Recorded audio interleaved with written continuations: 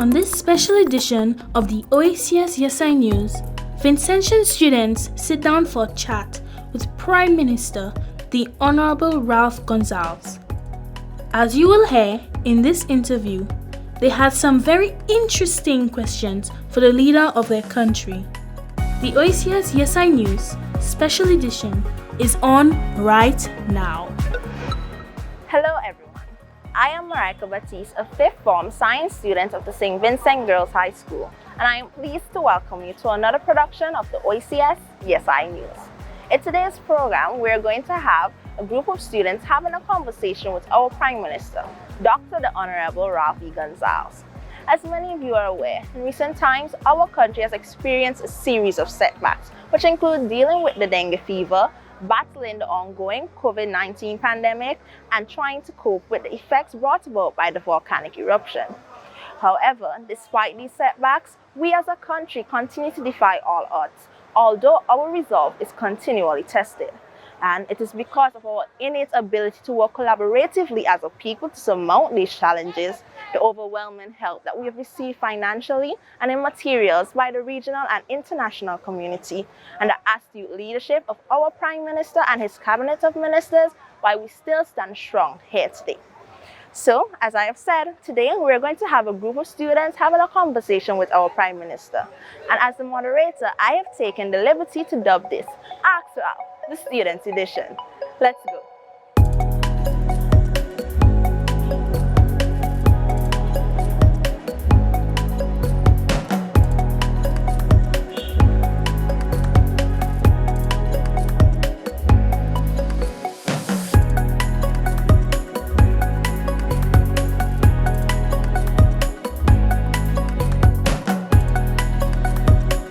Good afternoon, Mr. Prime Minister. It's our pleasure being here with you today.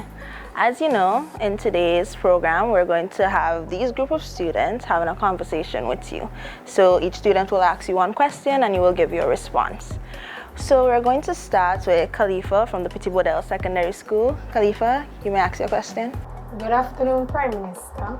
My question is, I heard about the reopening of schools being the 4th of October. I would like to know what are some of the measures you are hoping to put in place to deal with the COVID-19? Well, I'm hoping that before October the 4th, that we would have the teachers either taking the vaccine, because it's an activity where teachers and students come close to each other. And given the prevalence now, at least it has come to us, of the Delta variant, it's problematic, it's easily transmissible. So we have to make sure that we are in order in that regard.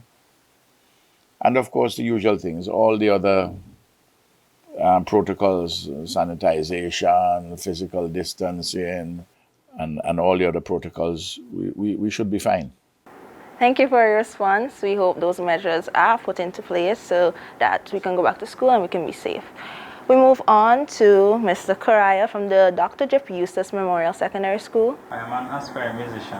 What plans does the government have in place to ensure that I could become certified on my craft? Well, you know, we have music programs in schools, but individuals like yourself, we have particular avenues for assistance if you want to record, but we have to assess you at a particular level. Not me, but I mean those who are involved in the system would have to assess you that you are good enough for us to record you.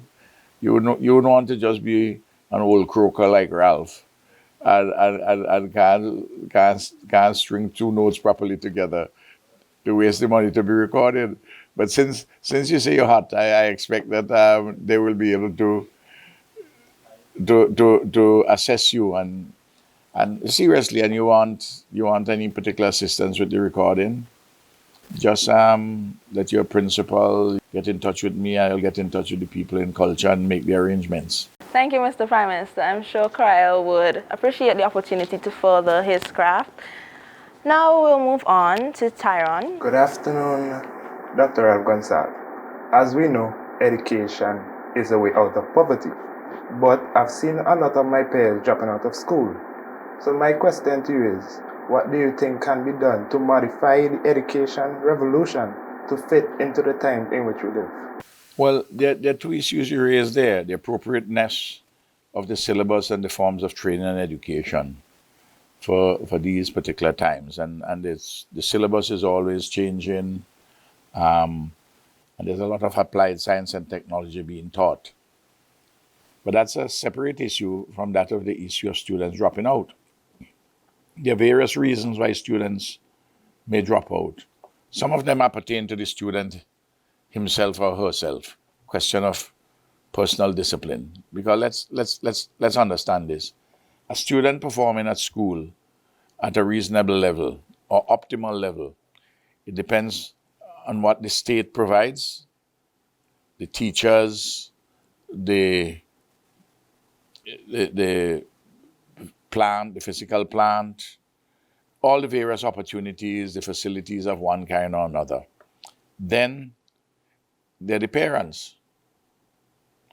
And then, of course, you yourself. Because we can always be doing very well. The parenting could be fine. The teachers could be doing well. You have the facilities. But if for some reason or the other, you're not taking your work seriously, you're not going to do as well.